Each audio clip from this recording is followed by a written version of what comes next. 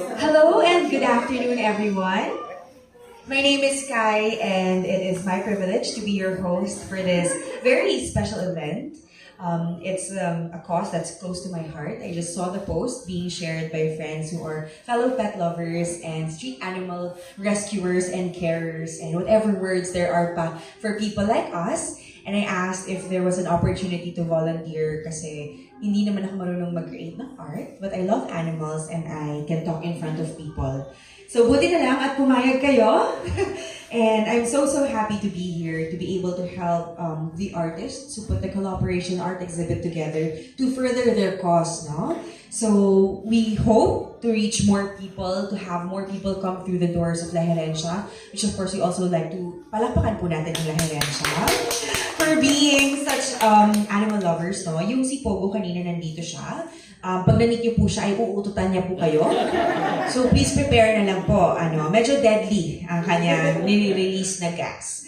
But as you can see, we are here amidst fellow animal lovers, people who care about the voiceless.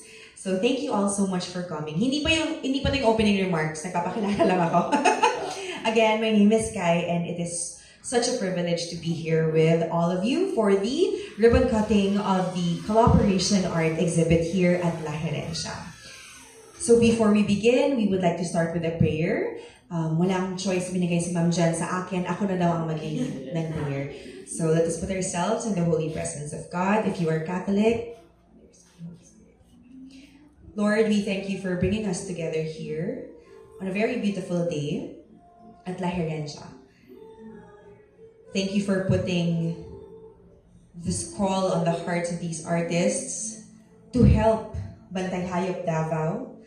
And not only that, but also the awareness that they're bringing to the need of organizations and communities like Bantay Hayop, I'm sure will resonate further and will bring awareness to even more people, more causes, more possibilities of being able to extend help to those in need. We ask you, Lord, to bless this day, this event, and all the days until the end of this exhibit. We hope that many people will come through these doors, whether they make a purchase or not. At least they know what's available here in Davao for the benefit of both the artists and Bantay Hayop Davao. We thank you, Lord, that you have put us in a position to be of help rather than to be the ones asking for help. Bless us, Lord. Bless all our efforts. And bless our future endeavors. How do we close a prayer? Okay, amen. I'm sorry, I got a little bit lost there. So again, thank you all so much for joining us. Please give yourselves a round of applause. It means so much that you guys are here. We have one pet guest here. He is here. Nagka-camouflage itim kasi siya. Ano pong pangalan ng ating guest? Parang hindi sila sure. General Alexander. Hello, General. Thank you so much for joining us. Are there any other pets na hindi ko nakita? Yes, there's another one. There's a white one. What's this baby's name? Sorry? Winky. Like wink na may Y sa dulo. Hi, Winky. You are so pretty. I'm assuming it's a girl kasi naka-pink siya. Okay, no, ano naman ang gender, whatever, right? Pero bagay kasi yung pink sa kanya. And okay, girl nga naman talaga siya. So guys, let's learn about the history and objectives of this collaboration art exhibit. Palakpakan po natin si Ms. Genevieve Garo, artist and founder of Collaboration Art Exhibit. Sabay na ba kayo ni ma'am? Allow their applause. Hello, good afternoon, everyone. Thank you so much for coming po, no? By the way, this is our second organized together with Nino na, with a mission, with a purpose. Okay, so using our passion. So it's our God calling to help people and at the same time the stray animals who are in need of help. And gladly Bantay Hayop Davao accepting our invitations and proposal to be our beneficiary for this collaboration. Why collaboration? Collaboration because it is a collaborative artist na into pets, into animals, animal lovers, and then by using their skills sa pag-paint, no? So, they're sharing this to you. So, nakita niya sa inyong surroundings. So, and then, aside from that, we also have the merchants and crafters who, if you see there, may mga animals. So, it's our way to spread also the awareness, welfare, and spread the love and care to animals na at the same time yung mga stray. So, let feel na they are loved, not abandoned or yung abuse. Because they are also, hindi sila makapag-talk like us. If gusto nila ng need, ng help, hindi sila maka-direct ng maka-ask of help sa tuwa. So, we have to be their voice, of the voiceless, because it is our way also na to contribute their parang sila loyal, kumbaga, loyal masyado sila, and they are very great companionship. Even the way before sa century, they are companionship with the hunters. So that's the purpose of the pet. So we in kapalit niyan, so we have to care and show love for them. Thank you so much. So, yun lang po. Hopefully, annual. Thank you so much po. And thank you po, Sir Rob, for giving us this opportunity to have this exhibit po here sa La Herencia. Thank you so much po. Kami ba, Alex? Next year. Gawin na natin. O, diba? Ayun! Thank you so much, Sir Rob. Alright, and now let's hear from our beneficiary, Ms. Rovi Bolina, President of Bantay Hayop Davao.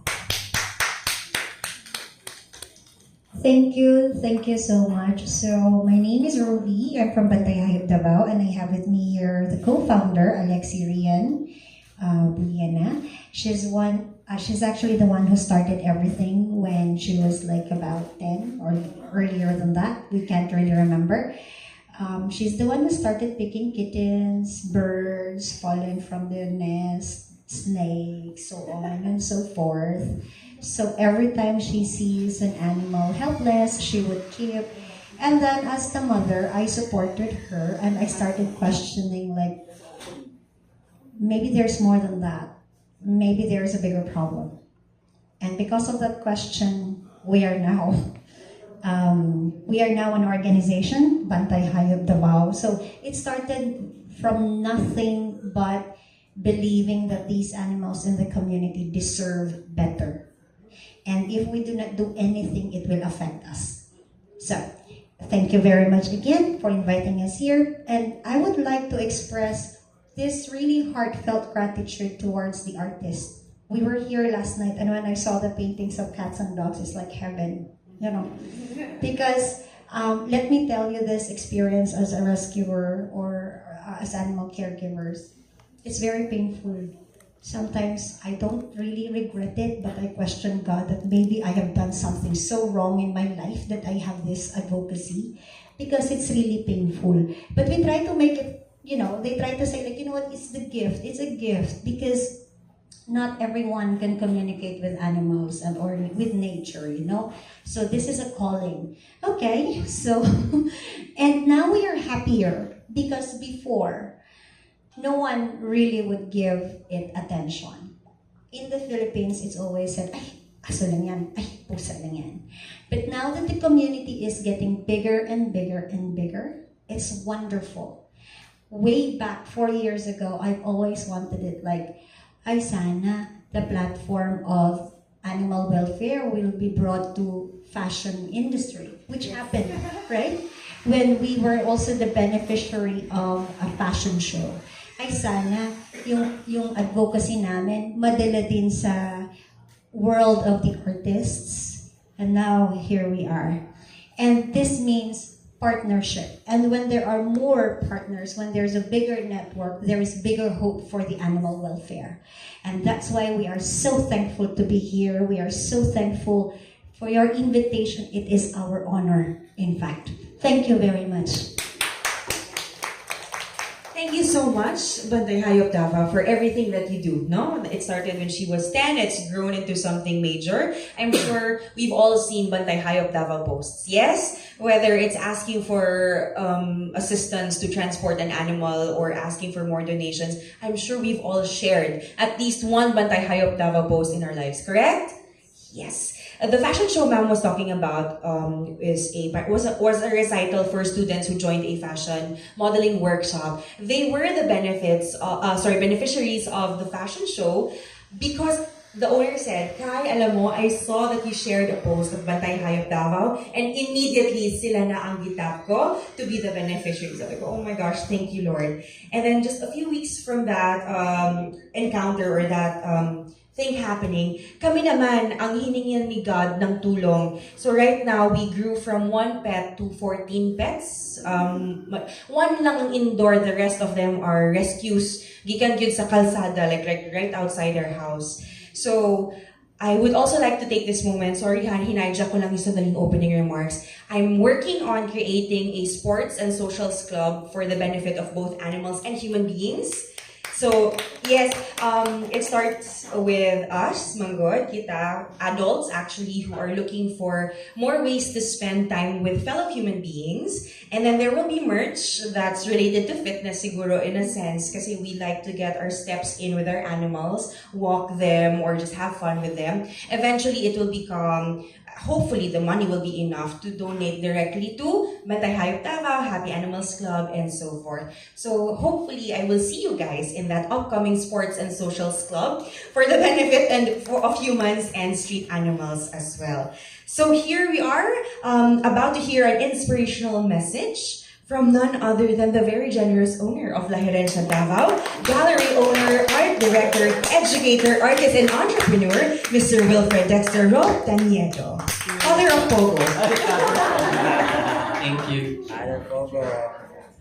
Okay, our family actually really loves animal. In fact, in our house, it's an all-out buffet for all street cats. So marami nagpapampun sa amin. So we have more or less 30 cats coming in and out of the house. But basically, we have 5 cats. In fact, one cat really looks like one of my, the oldest female cat that we have right now, si Tai. The only remaining cat that we had since 2019. They started with 5, but unfortunately, one way or another, nawala rin yung twin brother niya si Bo. And also, the family kasi, we grew up in a community in Manila wherein Santa Ana Church was our main church, and it's handled by the Franciscan Order. So St. Francis is actually the saint of animals. We will celebrate October 4 as the feast of St. Francis, and animals gets blessed with that. So we're really closer to animals. At one point, para ng zoo ang bahay namin. If you were keeping cats and dogs, we have mga kalaw, mga crocodile. Tapos yung brother ko, iba-ibang types of reptiles. May cobra pa dati na inuwi. So, I mean, for the love of animals, taking care, it's not really much for selling, and it's really just making sure that they were well taken care of properly. And also, kung may opportunity to educate, ayan, so I think one time dinala ko yung tarantula sa class. Ayan, just to prove that they are not really aggressive animals. So, I think it extends to all of us. I'm really happy, marami pala tayong mahilig sa hayop. And it's a good gathering. That's why I agree with Ma'am Jen, this should be an annual event. Not necessarily sa Herencia, but wherever you want to La Herencia will support. We'll be there for that. And also support also for our people who really take care of our street animals. Please take note whether it's a breed dog or not, they are dogs. Ayan yan. Being a biologist myself, we just learned that, they have the same genetic makeup. It's just the variation of how they are expressed. Ayan. So I hope that you enjoyed the exhibit. And once you see the artworks, if you really love them, bring them home. I will say this na kaagad, whatever merch that you buy, kung ano man yung share ng Herencia, we all give it to to our beneficiary. And we're giving 15% of the share. Kasi usually merong share ang galing. We're giving 50% of our share also to the Okay? So that's the added to support our animals. And please enjoy the show. Good evening, everyone. Good afternoon, everyone. Thank you so so much, Sir Rob, for sharing your family's efforts as well, no? And what you're going to contribute to this very specific exhibit and the future ones as well. Maraming salamat po. Definitely very, very inspiring. Alright, so let's get to know the artists behind the collaboration art exhibit. Please join me here in front. Palakpakan po natin, Ms. Genevieve Dagook, Nino Acero, Ibon Villalon, pa-cheer pa doon siyempre, Maru, Isa.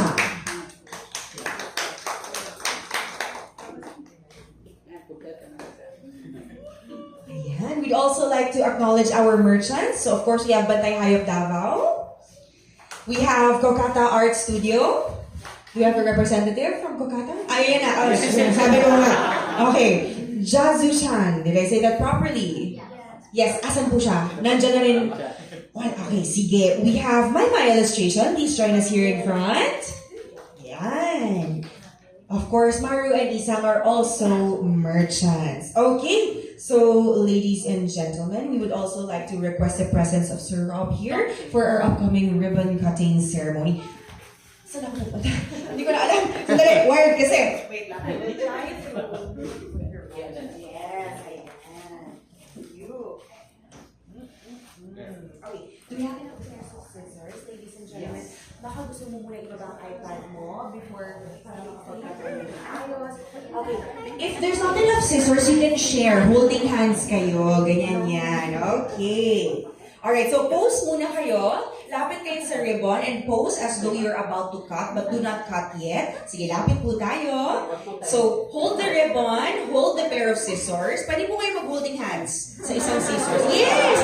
Ganyan yan, di ba community naman tayo? Ayan, lapit pa kayo sir para talagang kasali kayo. Ma'am, lapag niyo muna yung iPad niyo. Alright, okay. So, smile for the cameras. Hold muna, pose muna. Okay, official photo op po muna tayo, ladies and gentlemen. Pwede po tayong tumingin sa mga cameras. Okay, may friends from the media pa ba tayo? So magbe-video tayo, di ba? Okay, so ladies and gentlemen, count down with me in 5, 4, 3, 2, 1. Cut the ribbon. Congratulations! The collaboration art exhibit is officially open. Okay, photo. Diyan muna kayo umalis. This is your moment, guys. Let's take this time to have these photos taken. Lalo na yung mga friends ng ating mga artists dito, may mga phone ba kayo na kailangan for photo purposes. Ayan. There you go. Labas yung ribbon yan para kitang-kita. There you go, ladies and gentlemen. This is the first collaboration art exhibit, and as mentioned earlier, there will definitely be more. And we hope baka pwedeng more than just yearly, di ba? Masali daw ako. Okay, sige. Thank you, Sir Rob. Maria Gabriela del Coro, come on.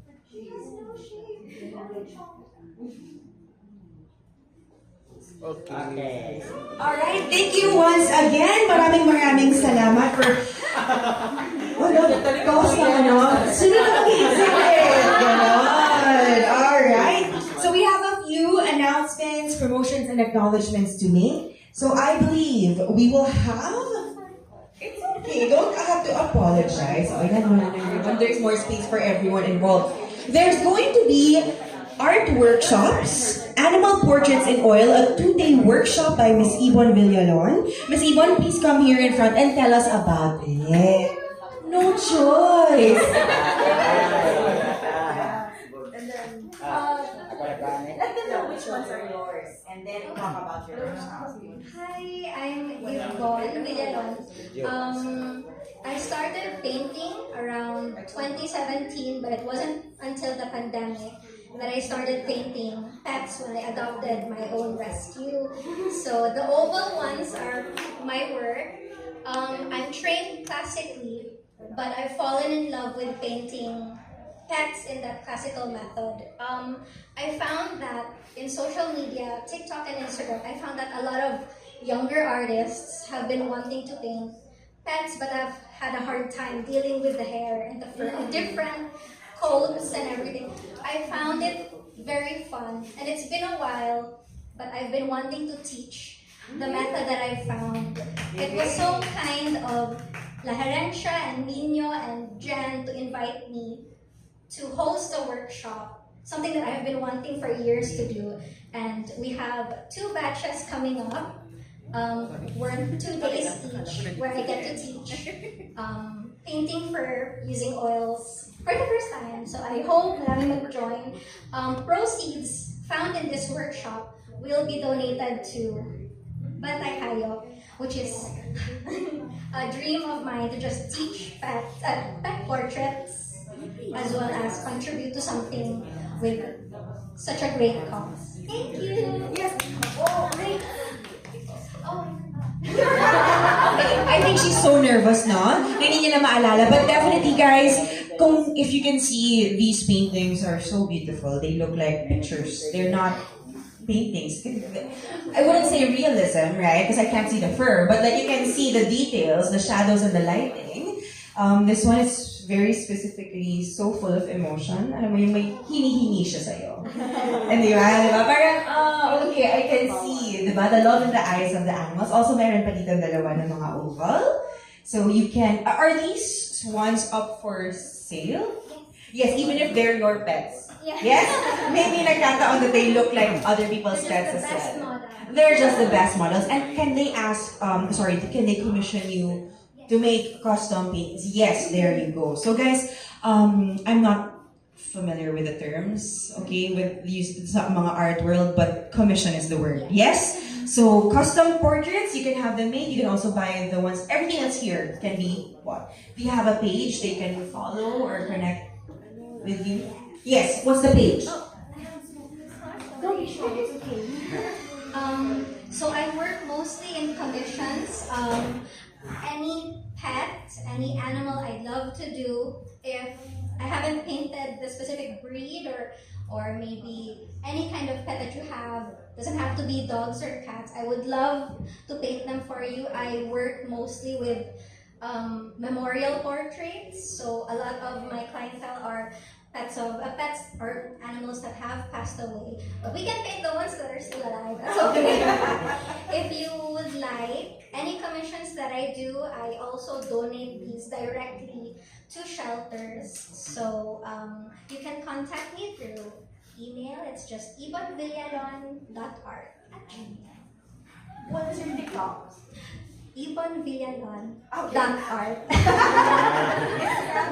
It's all the same. Ibon Villalon. Yan na si Fiona. Very easy to visit. Okay. Very easy to find, definitely, guys. Maraming salamat, Miss Ibon, for sharing the details of your workshop as well as how we can get our own paintings made by you. So we have a special guest. Ano pong pangalan ng special guest natin? Fiona. Fiona, welcome to our Yan si Fiona. Siya Sa left side. Siya po talaga yun, sir? Si Fiona. Siya talaga. Uy, girl. You're so famous naman. Thank you for gracing us, Fiona. We're so lucky that you've joined us here today. Maraming salamat. Ang cute mo. Alright, so guys, let's learn about a pet portrait sketching workshop by Nino Acera. Palakpakan po natin.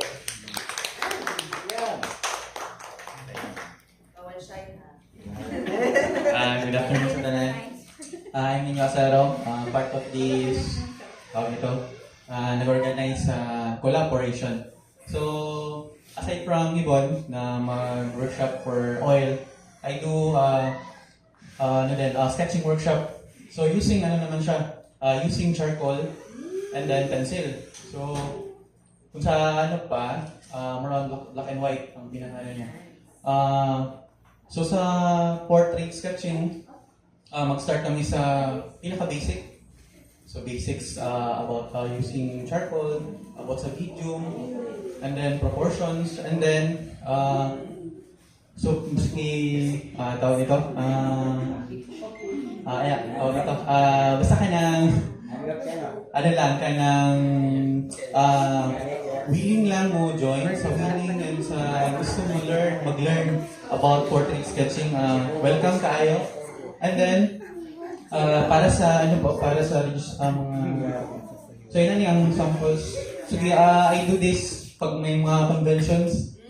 More on sa sketching na ko sa mga pila kang convention siguro mga 15 to 20 minutes, 15 to 20 minutes. Pero pag mga commission works, nag-average ko more than 30 minutes, pinaka-ano na ko. And then sa mga conventions, so yun, help ko sa mga na maka-earn. And then para sa kanina sketching, portrait sketching is ang beneficiary nila ni sila ma'am, which is ang Bantay Hayop Davao. And so yun, naka-decide po ko na tawag nito, using my skill, using my talent sa pag-sketch. So maka-help ko sa ato ang mga fur babies na to, sa ato ang mga animals na kanang needed kaayo dyan. Thankful kayo sa inyong support and till September 30. So daily namin kayo from 1 p.m. to 7 p.m. Yeah. Thank you. Maraming salamat, Sir Nino. Mayroon tayong mga bagong dating na mga hayop. Hello, little babies. Ano mga pangalan po? Valeria, nice to meet you. From Bantay Hayop. Gi-adopt from Bantay Hayop, kundi ay our other pets dyan sa likod. Ano mga pangalan? Appa, like from Avatar. Hello, baby. Ang cute naman. So, welcome everyone. You guys are very, very special guests here, no? Thank you for joining us. So, guys, merong animal portraits in oil and pet portrait sketching workshop. It will be held here. So if you guys want to sign up, merong mga early bird fees, may mga iba-iba tayong batches. Make sure to contact Ms. Genevieve. I asked if my Facebook page, wala pa daw, but they will make one para easier reference for everyone, easier to share ang information natin. So that in case you have friends who want to get started on becoming or unleashing the artists within, and with this, starting with drawing the pets that they love. Sobrang cute na mga bisita natin. Okay, let's take a quick tour of our merchants setup. Hello guests, excuse lang kapadali. Okay, kinsay mag-explain unsay offerings nato diri sa pink na booth ni Maymay Illustrations. Maymay Illustrations? Siyempre si Maymay. Palakpakan, Maymay of Maymay Illustrations. Nagkataon guys, sabi ko, wait lang, familiar. Nagpahimo na day ko. Portrait sa iya. Okay, Miss Maymay, magpakilala ka po and tell us what we can buy sa iyong booth. Hi everyone, my name is Maymay from Maymay Illustrations. These are my offering. I do commission more on digital portraits. I wish I could do oil, but I cannot, not anymore. So ito na lang. So these are my samples, and we also offer prints. So we have stickers, we have bottle pins, we have bags, and all. We actually offer like all-in-one gifts for parents. So if you want to celebrate and honor your fur babies, you can commission me, and then you can have it printed and in mugs, in these ones, in frames. So all-in-one siya. You can contact me for gifts or tribute for your pets. So just contact me. I am Maymay Illustrations. Scan na lang dyan, Facebook, Instagram, and yun. And congratulations to collaboration, and thank you for inviting me. Thank you so much, Miss Maymay. Okay, so mamaya na tayo babalik dito. Let's see this very colorful booth, very shiny. Representative, please. Sino yung mas hindi shy sa inyong dalawa? Okay, ikaw. Hello, good afternoon everyone. So actually we're two here together with our booth mates, si Jess and Sean. So if you see most of her works is Pokemon. I know you know Pokemon, so Pokemon inspired. And then our merch as well is here. So actually this one is an original artworks, and then some of them is already sold and exhibited to other area of the Philippines. So tinurn namin siya as art prints so that people can buy and collect them. Consider the original works is cost mahal, so we turned them into this.